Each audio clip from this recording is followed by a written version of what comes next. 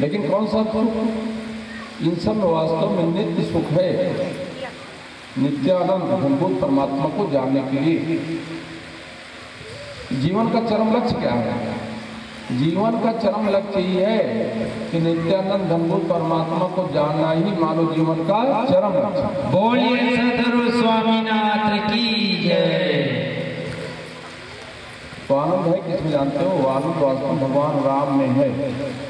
भगवान राम का जब नामकरण करने लगे वशिष्ठ जी, उनका नामकरण क्या किया कि जो आनंद सिंधु सुख राशि, जो आनंद सिंधु सुख राशि, जो आनंद सिंधु सुख राशि, जो आनंद सिंधु सुख राशि, श्री करते त्रैलोक सुपासे, करते त्रैलोक सुपासी, सो सुख धाम राम यस नामा, सो सुख धाम राम यश नामा, अखिल लोकदायक विश्रामा, अखिल लोकदायक विश्रामा। जो आनंद सिंधु, राम क्या कहे? जो आनंद सिंधु, कोई डबली तलीय नहीं है, जो आनंद के सागर है, नित्यानंद सागर। सीकर ते त्रैलोक सुपासे, सीकर मतलब होता है बालू का कण। बालू आप चालो तो सबसे छोटा कण होता है, उस छोटे से छोटे कण को लेकर के जो तीनों लोगों को सुपास प्रदान करने वाला है। ऐसे जो सूर्य धाम भगवान राम है, अखिल लोकदायक विश्रामा, सारे चराचर लोगों को उनका नाम लेने से ही शांति और सुख प्राप्त होता है। जी। कोई बीमार होता है तो कोई हाय भाई हाय बापा कहता है क्या? हाय राम हाय राम हाय राम। राम कहने से उसको आनंद की प्राप्ति होती है, सुख मिलता है। कहा नहीं, राम कहो आराम मिलेगा, खाने को पकवान मिलेगा, रहने को मकान मिलेगा। राम कहो आराम। राम इतना प्यारा शब्द, प्यारे दो अक्षर का नाम है। राम का मतलब क्या होता जानते हो? अस्मिन रमन्ते योगिना सा राम, जिसमें योगी महात्मा जब रमण करते हैं उसी को राम कहते हैं। तब प्रश्न उठता है कि योगी महात्मा जब रमण किसमें करते हैं? उठते हैं, बैठते हैं, खेलते हैं, कूदते हैं, तो बताते हैं चराचरे सुभूतेषु रमन्ते यस्मिन स राम, जो सारे चराचर में रम रहा है उसी में योगी महात्मा जब विरमण किया करते हैं। जी। वास्तव में भगवान राम ही सबकी आत्मा है। आत्मा का मतलब जानते हो नहीं? आत्मा का मतलब होता है जिसके बगैर किसी भी देश काल वस्तु को एक क्षण के लिए भी सिद्ध न किया जा सके, वही उसकी आत्मा। बोलिए सदगुरु स्वामीनाथ की जय। यानी मतलब जिसके बगैर जो एक क्षण भी न रह सके, वही उसकी आत्मा है। जैसे क्या है?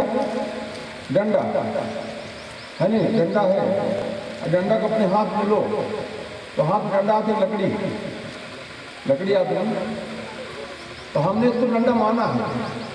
शब्द ज्ञान अनुपाति समझना योग सूत्र है कि शब्द ज्ञान अनुपाति वह शून्य विकल्प है।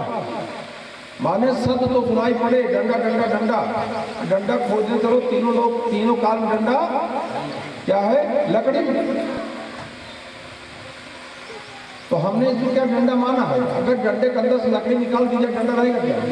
नहीं। डंडे का आत्मा क्या हुआ? पंचू बोलना होगा। डंडे का आत्मा का उत्तर नहीं। लकड़ी, अरे लकड़ी अगर हट जाए डंडा कहाँ रहेगा? ये क्या है?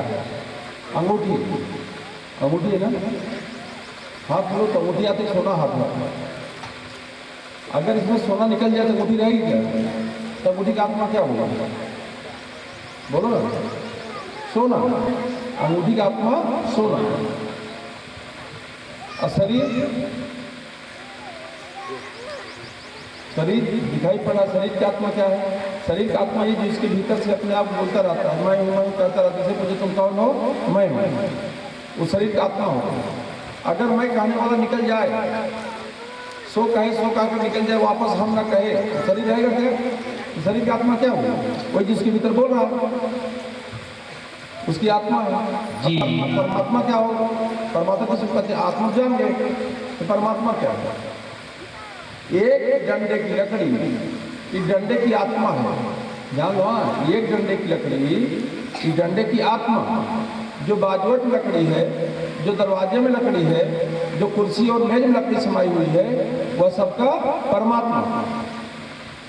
एक अंगूठी का सोना एक अंगूठी की आत्मा हो जाता है, लेकिन जो हार में सोना समाया हुआ है, जो झुमके में सोना समाया हुआ है, जो चैन में सोना समाया हुआ है, वो समस्त आभूषणों में जो सोना समाया हुआ है, वही सबका परमात्मा है। बोलिए सतगुरु स्वामीनाथ की जय। एक शरीर के भीतर अपने आप को मैं नाम से प्रकट करने वाला तुम कौन हो? मैं हूँ। एक शरीर के भीतर से अपने आप को मैं नाम से प्रकट करने वाला उस शरीर की आत्मा। यहाँ पंडाल में जितने लोग बैठे हैं, अगर सबसे पूछा जाए तुम सब कौन हो, तो सब एक साथ क्या कहते हैं? मैं हूँ।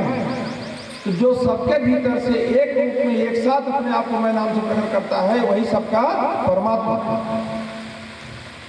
जी। समझ नहीं? क्या समझ रहे हैं? एक के भीतर जो अपने आप को मैं नाम से प्रकट करता है, वो उस शरीर की आत्मा है। आज सबके भीतर जो अपने आप को मैं नाम से एक साथ प्रकट करता है, वही सबका परमात्मा है। जी।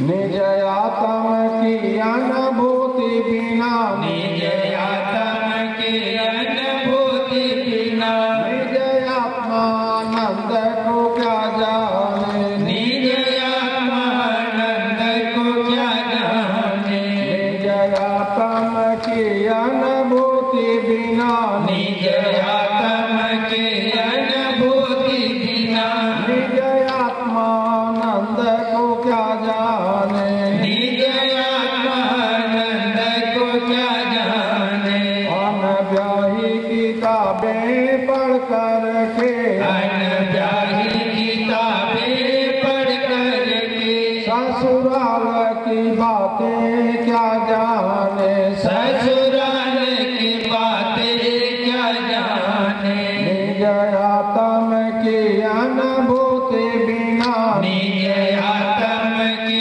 अनुभूति बिना, निज आत्मानंद को क्या जाने, निज आत्मानंद को क्या जाने, निज आत्म की अनुभूति बिना निज आत्मानंद को क्या जाने।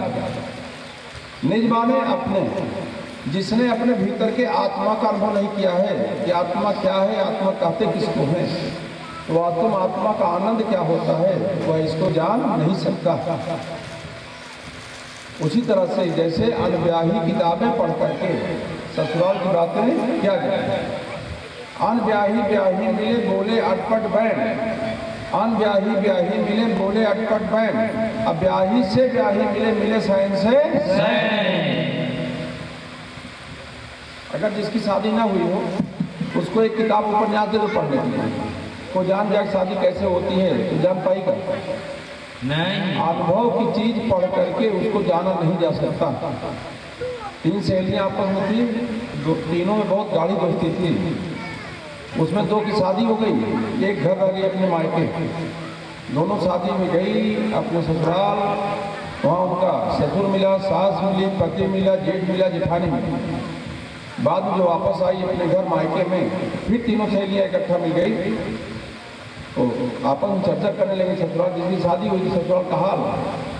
तो बताती हमारा पति हमारे साथ ऐसा व्यवहार किया, मेरे साथ तो ऐसा व्यवहार किए।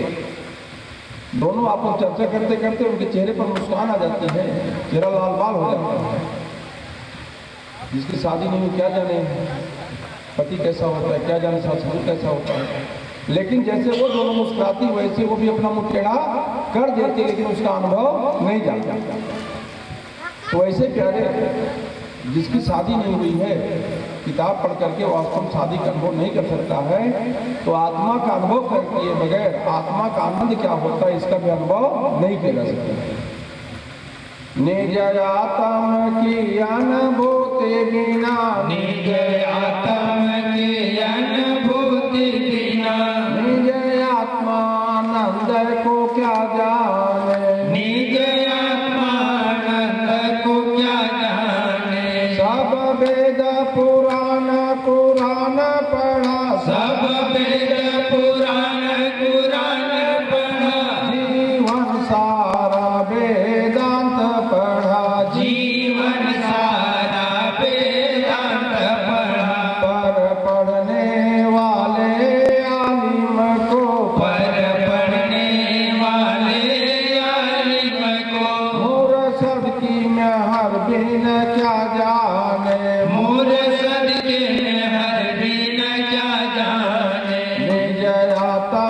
की अनुभूति बिना, निज आत्म की अनुभूति बिना, निज आत्मानंद को क्या जाने, निज आत्मानंद को क्या जाने। अपने सब वेद पुराण कुरान पढ़ा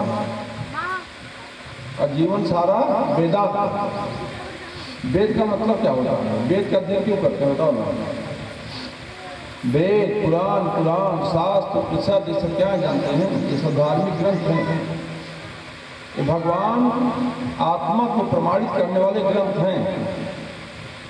वेद का मतलब होता है, वेद वेदक के धातु से बना हुआ शब्द है। वेद का मतलब होता है जानना। वेद पुराण पुराण जानना किसको है? जानना अपने आप को है। जानना किसको है? जानना भगवान को है। अगर आप अपने आप को जान जाइए तो संसार को जानने में जरा सा भी देरी नहीं है, क्योंकि हमसे भिन्न दूसरा नहीं है। किसी के पास जाओ, चाहे संत महात्मा गुरु के पास, उसके पास जाकर हमेशा अपने बारे में जानना चाहिए, दूसरे के बारे में जानने की कभी कोशिश करनी ही नहीं चाहिए। वही कहते सब वेद पुराण पुराण पढ़ा, जीवन सारा वेदांत पढ़ा। वेदांत मतलब वेद धन अंत, माने जहाँ पर जानने के बाद जानना पड़ना का अंत हो जाए, अर्थात भगवान आत्मा को जान लेने के बाद कुछ भी जानना बाकी नहीं रहता। यही क्या है? वेदांत। बोलिए सदगुरु स्वामीनाथ की जय। पर पढ़ने वाले आलिम को, पढ़ना माने होता जानना, आलिम माने होता ईश्वर। हम यहाँ आए किस लिए जानते हैं? वास्तव में भगवान को जानने के लिए आए हैं, भगवान को पाने के लिए आए हैं। नहीं, भगवान मनुष्य के शरीर में हमको भेद भी नहीं करता। मानव शरीर केवल इसीलिए दिया जब हमारा सत्कर्म समझो बढ़ जाता है, भगवान हमको ये मनुष्य का शरीर देता है। ये सर्वोत्तम कोटि की ओर कही गई है। अगर इस शरीर को पा करके भी जो संसार सागर से नहीं तरता, उससे ज़्यादा दुर्भाग्यशाली कोई नहीं। जी वही कहते हैं पर पढ़ने वाले आलिम को, माने आलिम माने ईश्वर। जिस ईश्वर को हम जानने के लिए आए हैं, मुर्शद की मेहर फिर क्या जाने। मुर्शद माने होता है गुरु और मेहर माने होती है कृपा। बिना गुरु कृपा के भगवान को जाना नहीं जा सकता। बोलिए सदगुरु स्वामीनाथ की जय। भगवान की कृपा होती तब गुरु मिलता है सबका। भगवान की कृपा होती तब गुरु मिलता है, गुरु कृपा होती तब भगवान मिलता है।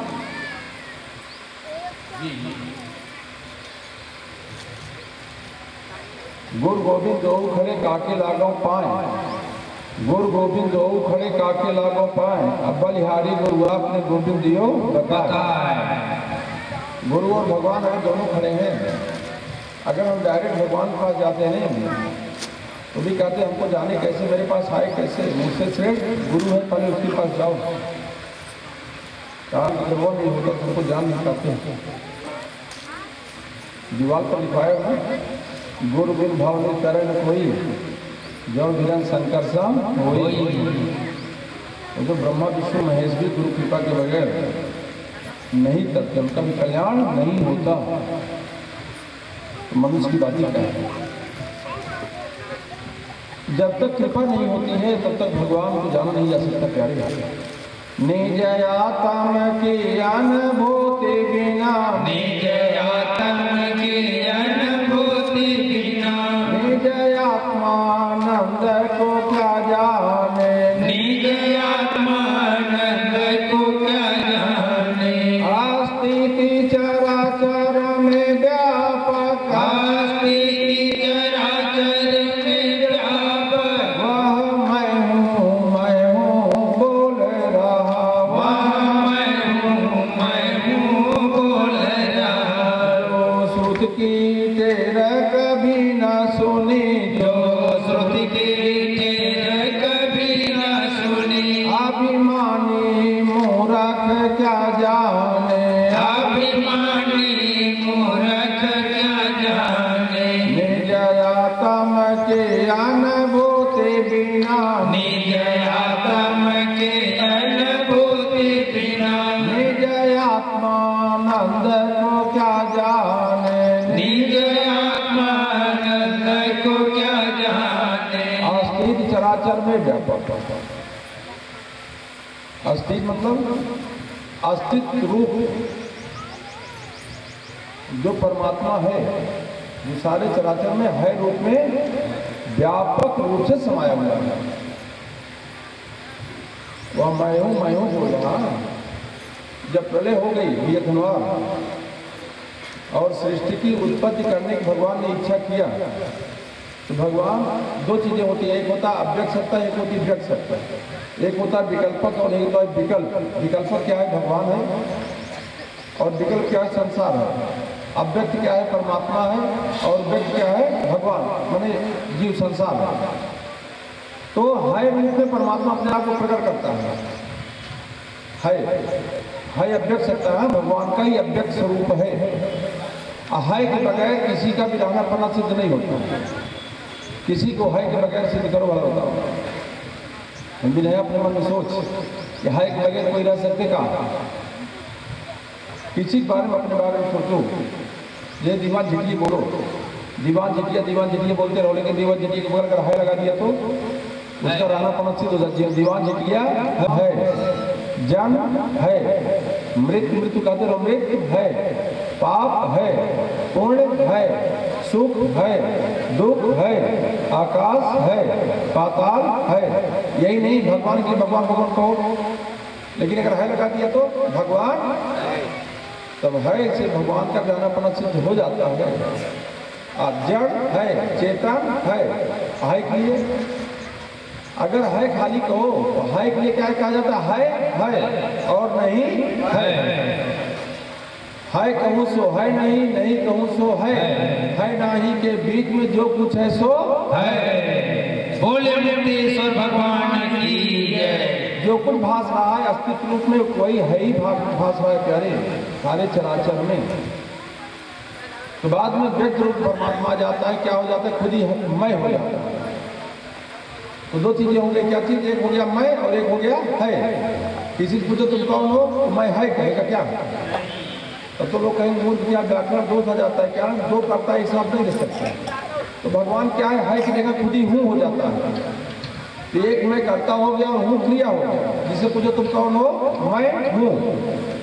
तो बाद में अपने आप को मानना शुरू कर देता है, मैं जीव हूँ, मैं स्त्री हूँ, मैं पुरुष हूँ, मैं वर्णी हूँ, मैं आश्रमी हूँ, मैं पापी हूँ, मैं पुण्य हूँ, मैं सुखी हूँ, मैं दुखी हूँ। तो मैं और हूँ के बीच में जो कुछ है प्यारे वही संसार है। अपने आप को परमात्मा हर दिन 24 आवर्स 24 घंटे बताता रहता प्यारे।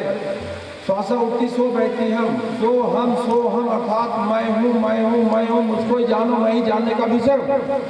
लेकिन लोग संसार को जानने की चेष्टा करते हैं, लेकिन अपने आप को जानने की चेष्टा नहीं करते। वही कहते जो श्रुति की टेर कभी न सुनी अभिमानी मूर्ख क्या जानता। जो देहाभिमानी होते हैं, जिनके कर्तव्य का भाव रहता है, वो तो जानते चलो हमको शरीर मिल गया करने की है, नहीं जाने शरीर ज्यादा दिन के लिए नहीं है, आज एक नहीं जाने वाला। जिसको जानने के लिए शरीर मिला है प्यारे, जितना जल्दी हो सके उसको जान लो। निज आत्म की अनुभूति बिना, निज आत्म की अनुभूति बिना, निज आत्मानंद को क्या जाने, निज आत्मानंद को क्या जाने। हो जा कुर्बान फकीरों के, हो जा कुर्बान फकीरों के, कदमों पे झुका दे सर अपना, कदमों पे झुका दे सर अपना। फिर देख नजारा खुद का ही, घर देख नजारा खुद का ही, घर देखा नहीं तो क्या जाने, घर देखा नहीं तो क्या जाने। निज आत्म की अनुभूति बिना, निज आत्म की अनुभूति बिना, निज आत्मानंद को क्या जाने। निज आत्मानंद को क्या जाने। अगर उसको जानना है ना, उसका उपाय बताते हैं कि इसके लिए क्या करना है। हो जा कुर्बान फकीरों। ये कुर्बानी मांगता है, कैसी कुर्बानी? देहाभिमान, कर्ताभिमान। कारण जब तक आपके अंदर अहंकार है तब तक आप किसी चीज जानने की कोशिश नहीं करते और किसी शरण में नहीं जा सकते हो। अगर कुछ मर्तबा चाहो मिटा दो अपनी हस्ती को, दाना खाक में मिलकर गुले गुलजार होता है। अगर पाना है कि जानना है तो संत महात्माओं के चरणों में जाकर के अपना समर्पण कर दो, फिर देख नजारा खुद का है। तब देखो अपने अंदर क्या परिवर्तन आता है, अगर देखा नहीं तो क्या जाने। जी तो संत महात्माओं की कृपा होती है, क्या परिवर्तन होता जानते हैं? केवल दृष्टि का जो भेद वही खत्म हो जाता है, शरीर जैसे का तैसे जाता है। निज आत्म की अनुभूति बिना, निज आत्म के अनुभूति बिना, निज आत्मानंद को क्या जाने, निज आत्मानंद को क्या जाने। भगवान आत्मा गुलशन में, भगवान आत्मा गुलशन में, भगवान मुक्त ही गूंज रहा, भगवान मुक्त ही गूंज रहा।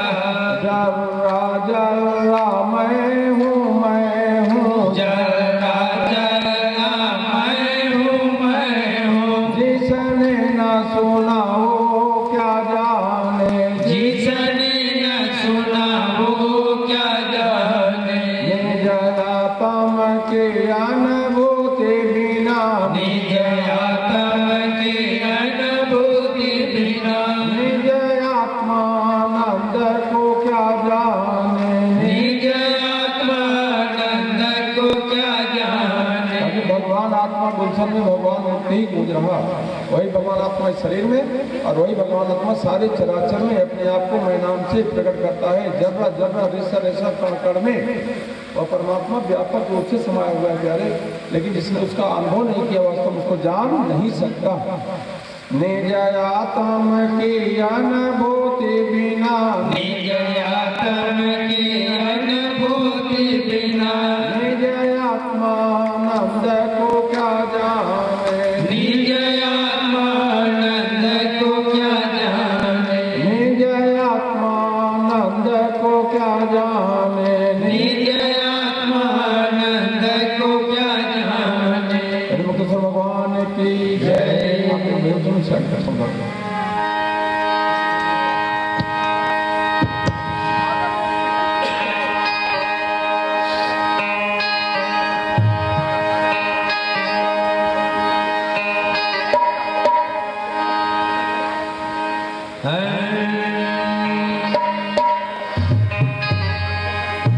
बोलिए सदगुरु स्वामी। कर्तव्य होता है।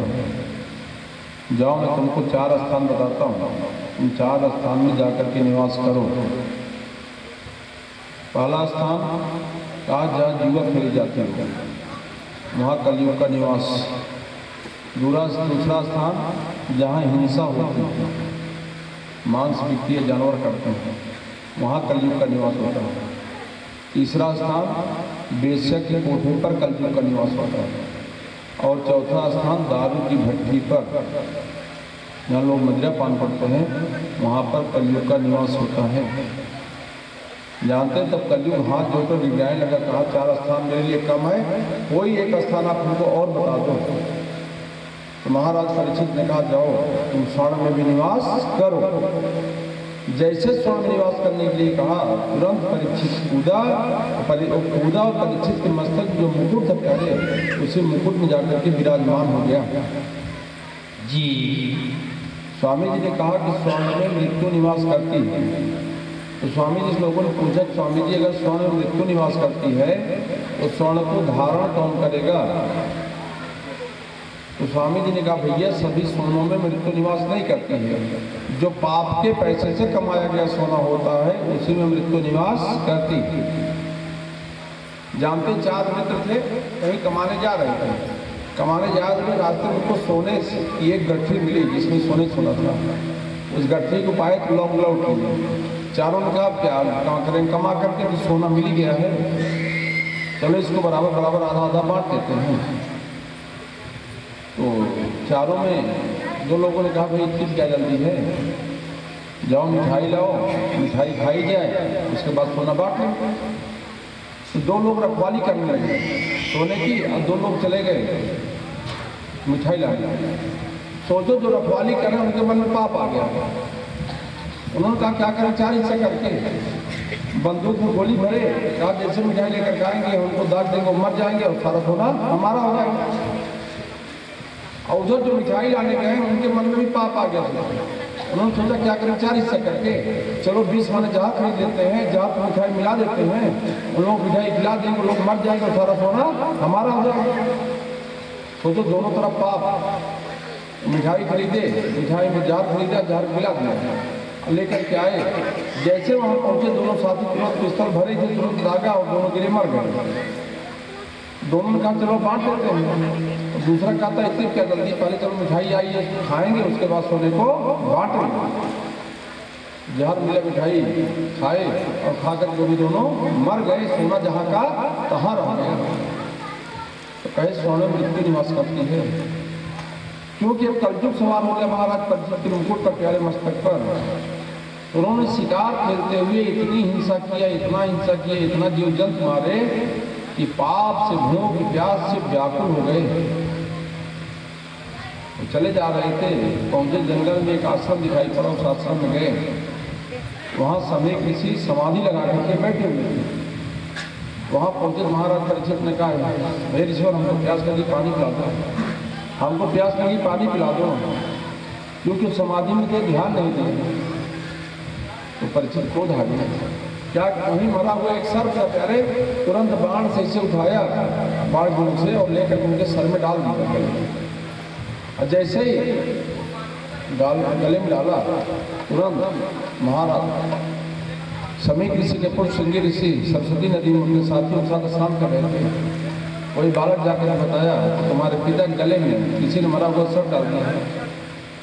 श्रृंगी ऋषि तुरंत जल लेते, पहले जल लेकर संकल्प ले लिया कि जिसने भी मेरे पिता के गले में मरा हुआ सर्प डाला है, आज के 7वें दिन वही तक्षक का रूप लेकर आएगा, उसको डस लेगा, जिससे उसकी मृत्यु हो जाएगी।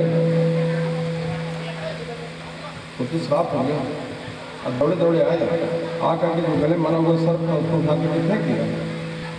और जब समय किसी को होश आई, उन्होंने कहा बेटा क्या हुआ, बताया। उन्होंने ध्यान किया, अरे तुमने बड़ा अनर्थ कर दिया, तुमने ऐसे राजा को श्राप दे दिया जिसके राजा के राज्य में प्रजा खुशहाल थी, संत महात्माओं यज्ञ आदि कर्म करते थे। तुरंत एक ब्राह्मण को बुलाया, कहा बेटा जाओ, जाकर के महाराज परीक्षित को ये संदेश दे दो कि समीक ऋषि के पुत्र श्रृंगी ऋषि के द्वारा उनको श्राप हो गया है, आज की शादी में तक छटाएंगे, उनको डस लगे जिससे उनकी मृत्यु हो जाएगी। इसलिए उनके जीवन में 7 दिन बचे हुए हैं। इन 7 दिनों में अपने कल्याण की जो भी करना हो कर लें। वो ब्राह्मण गया प्यारे महाराज परीक्षित के पास। महाराज परीक्षित को स्नान कराया, भोजन कराया, फिर व्यवस्थित होकर के जब बैठे तब उन्होंने पूछा ब्राह्मण देवता आप बताओ आप कैसे पदार्पण किए हो। तब उन्होंने कहा राजन, समीक ऋषि के पुत्र श्रृंगी ऋषि के द्वारा आपको श्राप हो गया है कि आज के 7 दिन तक छकाएगा, आपको डस लेगा, जिससे आपकी मृत्यु हो जाएगी। 7 दिन आपके जीवन बचे हैं, उसमें आपको जो भी अपना कल्याण करना हो आप अपना कल्याण कर लो। सोचो लोग डरते हैं, लेकिन महाराज परीक्षित ने आदर के साथ उनको विदा किया और अपने पुत्रों को राज्य दिया। और राज्य देने के बाद आमरण अनशन का व्रत लेकर गंगा जी के किनारे आते हैं। उसी समय वहाँ 88,000 ऋषि मुनि भी आकर के पहुँच गए, खड़े उनका अगवानी करते हैं, सब बैठ रहे थे। उसी समय साक्षात वैराग की साक्षात प्रतिमूर्ति सुखदेव महाराज जी वहाँ पधार जाते हैं। कहीं बोले सुखदेव नारायण भगवान की जय। जैसे ही पहुँचे सारे के सारे ऋषि मुनि वहाँ खड़े हो जाते हैं। बाद में सबको बैठाए। उस समय सुखदेव जी कैसे शोभित होते प्यारे, जैसे आकाश मंडल में समस्त नक्षत्र ग्रहों के बीच में चंद्रमा शोभित होता है, वैसे सुखदेव जी महाराज वहाँ शोभित होते हैं। आओ तो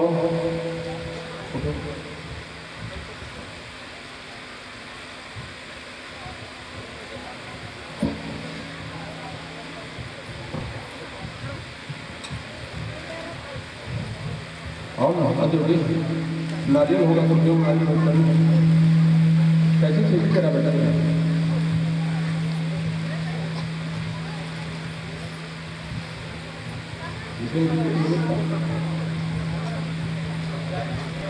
हाँ इसके लिए अभी सीधी तरह इसको सही करना।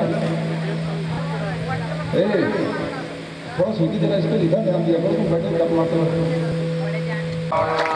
लक्ष्मी नारायण नारायण नारायण लक्ष्मी नारायण नारायण नारायण लक्ष्मी नारायण नारायण नारायण गुरु नारायण नारायण नारायण गुरु नारायण नारायण नारायण गुरु नारायण नारायण नारायण गुरु नारायण नारायण नारायण सत्य नारायण नारायण नारायण सत्य नारायण नारायण नारायण सत्य नारायण नारायण नारायण सत्य नारायण नारायण नारायण श्रीमन्नारायण नारायण नारायण श्रीमन्नारायण नारायण नारायण लक्ष्मी नारायण भगवान की जय। सुखदेव जी वहाँ विराजमान हो गए। सुखदेव जी ने पूछा कि आप लोग यहाँ किस लिए एकत्रित हुए हो। तो महाराज परीक्षित हाथ जोड़कर खड़े हो गए। उन्होंने कहा, हे गुरुदेव, हमको समीक ऋषि के पुत्र सिंगी ऋषि के द्वारा श्राप हो गया है कि आज के 7वें दिन तक्षक आएगा, डस लेगा, जिससे मेरी मृत्यु हो जाएगी। मेरे जीवन में 7 दिन बचे हैं कि 7 दिन में मेरा कल्याण कैसे हो, आप बताओ। सुखदेव जी मुस्कुरा दिए। सुखदेव जी ने कहा, राजा, खटवांग नाम का एक राजा था, उसके जीवन की केवल 2 घड़ी शेष रह गए थे। जब उसको पता चला तो महर्षि वामदेव के पास गया और 2 घड़ी में उसका कल्याण हो गया। कहा, राजन, तुम चिंता काहे करते हो, अभी तुम्हारे जीवन के 7 दिन शेष हैं। आप बताओ, किसी बार दिन जीना है क्या? 7 दिन ही सबको जीना है। 7 दिन में ही सबका जन्म है और 7 दिन में ही सबकी मृत्यु। मृत्यु सुनिश्चित है। जन्म कब होगा ये तो नहीं, लेकिन मृत्यु सबकी सुनिश्चित है। किस दिन कब होगी लेकिन किसी को पता नहीं।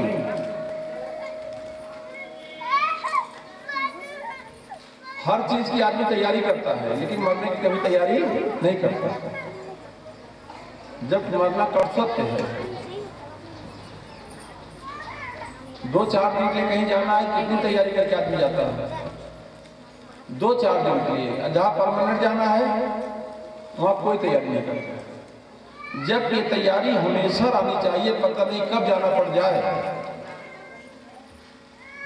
कहा, राजा, अभी तुमको 7 दिन जीना है। आज कौन सा दिन? सोचो, रविवार। शनिवार का जो 7 दिन हो जाता है, अगला रविवार तो फिर 8वें दिन ही आता है। ये मृत्यु ना, जैसे शरीर जन्म लेता है, शरीर के जन्म के साथ ही साथ मृत्यु भी जन्म ले लेती है। आप विचार करो, बचपना कहाँ चला गया है, जवानी खोजो तो कहाँ चली गई, मिलने वाली नहीं है। एक एक दिन, एक एक क्षण मृत्यु अपने अगोत मिलता चला जा रहा है। आज सुबह उठे, वो सुबह से लेकर के पूरा दिन चल कहाँ चला गया? इस पूरे दिन को मृत्यु ने अपने अगोत में ले लिया। सोचो, क्षण क्षण एकदम काल सबका भक्षण करता चला जा रहा है। कि जो कालंकर काल भयंकर, जो कालंकर काल भयंकर, वर्णत उमा शारदा शंकर, वर्णत उमा शारदा शंकर। राम में कालों का भी महाकाल है। कहे राजन, तो काल सुबह 4 बजे, कहा 4 बजे मैंने खाया, 5 खाया, 6, 7, 8, 9, 10, 11, 12, 1, 2, 3, सबको मैं खाता चला जा रहा हूं, इसलिए मैं कालों का भी माफ। बाद में ध्यान धारणा समाधि अभी तक ब्रह्म विद्या के जितने भी गुरु हुए हैं और आगे भी जितने होंगे उन सब का ध्यान करते हुए चतुश्लोकी भागवत का पाठ करते हैं।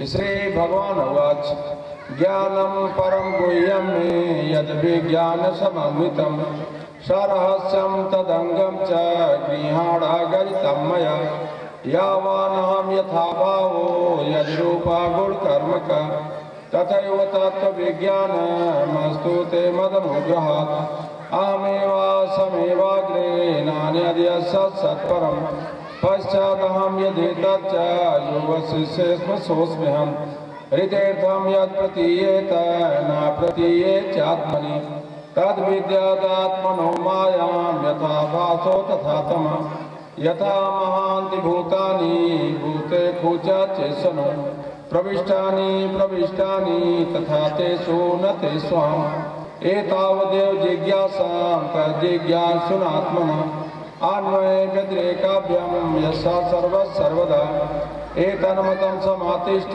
परमेण समाधिनां भवान् कल्पविकल्पेषु न विमुह्यत् करिष्यत्।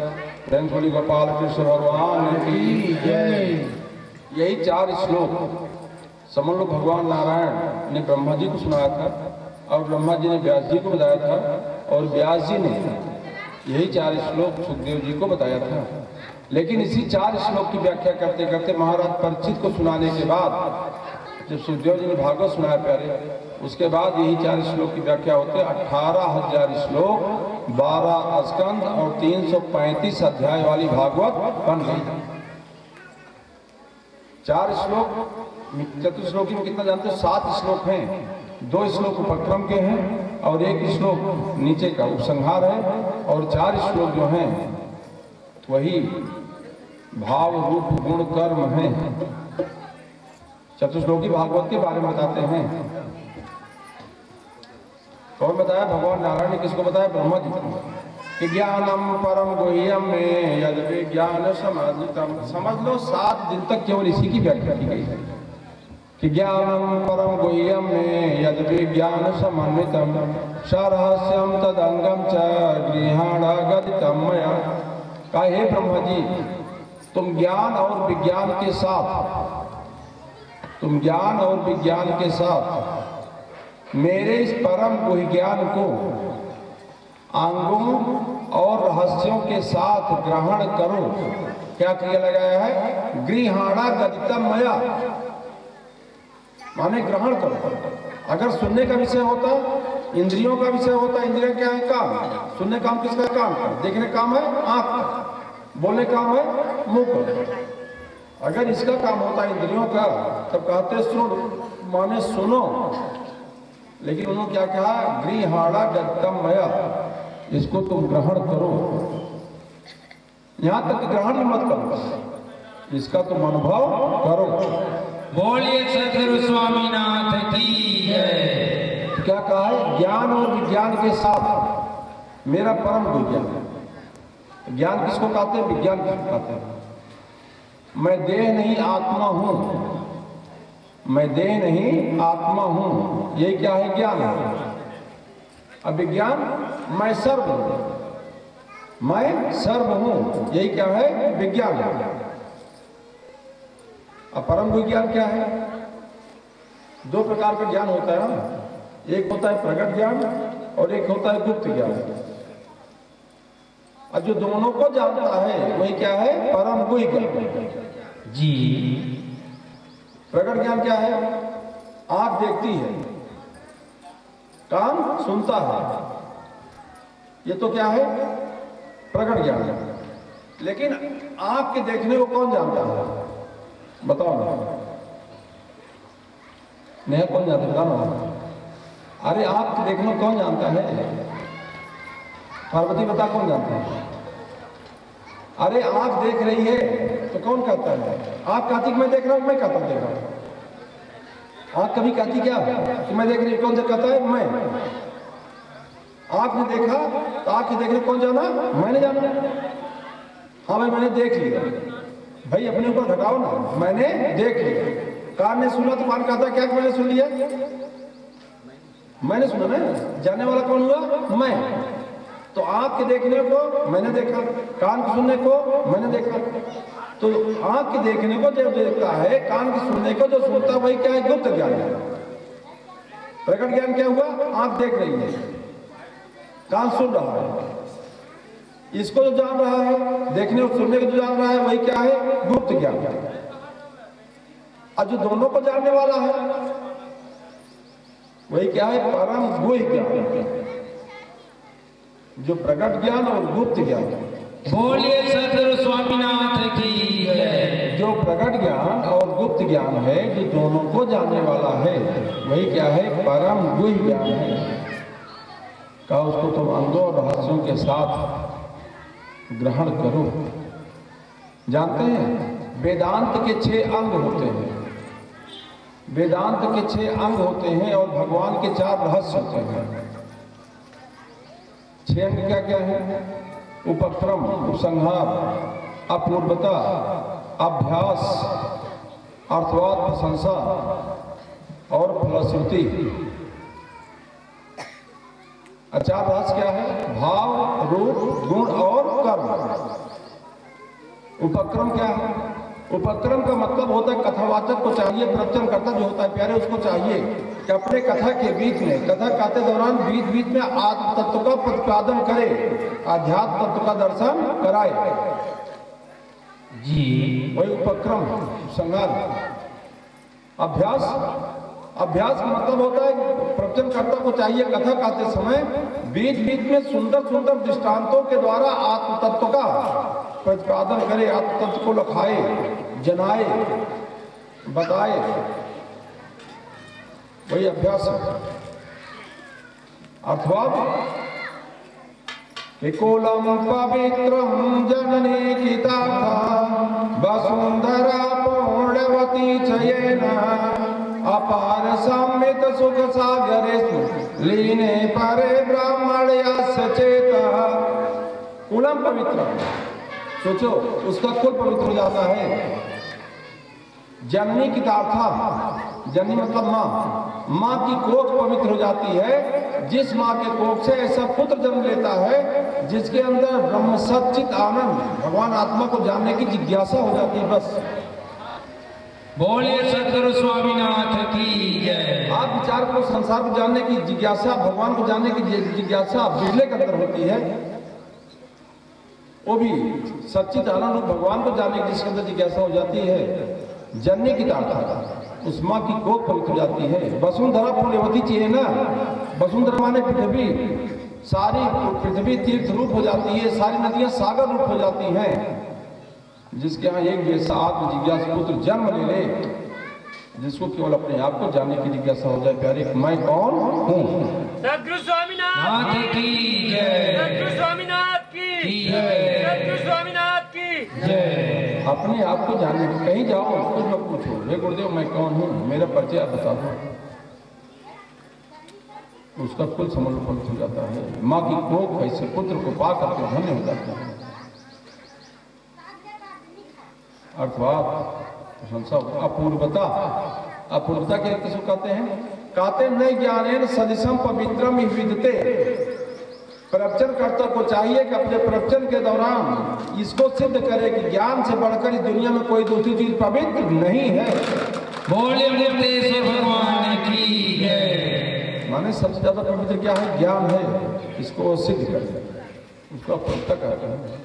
अब फलश्रुति, फलश्रुति का मतलब होता है कि जो भगवान आत्मा को जान लेता है, जो अध्यात्म को जान लेता है, जो वेदांत को जान लेता है, वो अष्टपास और पंचक्लेश से सदा सर्वदा के लिए मुक्त हो जाता है। जी, पंचक्लेश, अष्टपास, अष्टपास क्या है, इस संसार बंधों के कारण छात्र, कुल, शील, घृणा, भय, निंदा, क्रोध, जुजुत्सा आदि, ये अष्टपास है। अब पंचक्लेश, पंचक्लेश है अविद्या, अस्मिता, राग, द्वेष, अभिनिवेश, इति पंचक्लेशा। अविद्या का मतलब क्या है, अविद्या मतलब अज्ञान। जो 3.5 हाथ के देव को अपना मानता है, ये क्या है, अविद्या है। अस्मिता, अस्मिता का मतलब होता है दृष्टा का धर्म दृश्य में और दृश्य का धर्म दृष्टा में। मानना ये क्या है? अस्मिता। और राग किसी भी पदार्थ और पदार्थ के मालिक के प्रति जो आसक्ति होती है प्यारे, उसी का नाम है राग। और द्वेष किसी भी पदार्थ और पदार्थ के मालिक के प्रति जो घृणा होती है, उसी का नाम है द्वेष। अभिनिवेश, अभिनिवेश का मतलब होता है कि मरने का भय। संसार में किससे लोग डरते हैं? काकर डरते, बताना। संसार में काकर डरते हैं? बीमारी डरते का? काबर नहीं डरते? बीमारी नहीं डरते, कहीं कोरोना से डर गए। बीमारी नहीं डरते, बीमारी नहीं डरते, कोरोना से क्यों डरे? कोरोना बीमारी तो थी। डर किससे थी? मारने से। कोरोना से थोड़ी कोई डर रहा था? कोरोना हो जाएगा तो मर जाऊंगा। लोग कहते हैं कि एक दूसरे पर कोई रह नहीं सकता, कहते नहीं करते हैं, है नहीं बता ना कहें। माने संसार में सब देखो, सबकी परिचय हो गई भाई अतमार। ये कोरोना सबका परिचय करा दी ना। माँ कहती है एक बेटे के बगैर नहीं रह सकते, पिता कहता है एक पत्नी के बगैर नहीं रह सकते, पत्नी कहती है एक पति के बगैर नहीं रह सकते। लेकिन कोरोना सबका परिचय करा दी, कौन किसके बगैर रह सकते? सोचो। जवान बेटे की लाश आई है, माँ दूर से रो ली है, आंसू पोंछ ली है, लेकिन नजदीक नहीं गए। क्यों? कि जाओगे तो कोरोना हो जाएगा, मैं मर जाऊंगा। सोचो। पिता की लाश रही है, बेटा पास नहीं गया है, बेटे की लाश रही है, पिता पास नहीं गया। क्यों? इसीलिए मैं मर जाऊंगा। कहाँ चली गई ममता? कहाँ चला गया प्यार? संसार में लोग केवल अपने मरने डरते हैं, अपने लिए प्यार करते हैं, संसार दूसरे लिए कोई प्यार नहीं करता। बोलिए सदगुरु स्वामीनाथ की जय। यदि कहना कितना आसान होता, साथ जिएंगे साथ मरेंगे। कहाँ जाता है साथ जीना, कहाँ रहता है साथ मरना? अगर स्वार्थ और ये पेट का संबंध नहीं होता, कोई किसी को चाहने वाला नहीं। अभी टीवी शुरू हो जाए केवल बस कोरोना कोरोना, अभी जो नजदीक बैठे ना, देखो कितना दूर लोग बैठना शुरू हो जाए, कितना अपने घर में आना शुरू हो जाए। जैसे भूत प्रेत कोई हवा आ जाए, ऐसे लोग डरते हैं। असर के पीछे भय क्या छुपा हुआ है? केवल मरना। जब मरना कर सकते हैं, चाहे कांच के जहाज में कोई चला जाए तो भी मरने के लिए आया तो मरेगा। अगर जीने के लिए सब आए होते, फिर भी अगर कोई मर जाता तब तो चलो सबको मिलकर के खूब रोते, खूब माथा पीटते, अरे यार क्या बताओ, सब जी रहे हैं, चारों काबर मर गए। अगर सब मरने के लिए आए हैं, आज नहीं तो कल सबको मरना है, तो फिर प्यारे सोच मुकद्दस कोई शरीर तो मरने के लिए आया ही है। अगर इसको मरना नहीं होता जन्म में कोई जरूरत ही नहीं, और जिसको मरना नहीं हो यहाँ ही नहीं। जन्म है तो मृत्यु है, पाप है तो पुण्य है, सुख है तो दुख है, आकाश है तो पाताल है। कहीं न कहीं एक दूसरे के पर्याय हैं। तो आध्यात्म जो है प्यारे ना, आध्यात्म केवल मनुष्य को निर्भय पद पर बैठाता है, मरने का जो भय है उसको खत्म करता है। स्वामी जी कहते रहे यार रोज रोज घुट घुट क्यों मरते हो? यहाँ तो रोज रोज मर रहे, थोड़ा थोड़ा थोड़ा थोड़ा रोज मर रहे हैं, रोज रोज मरने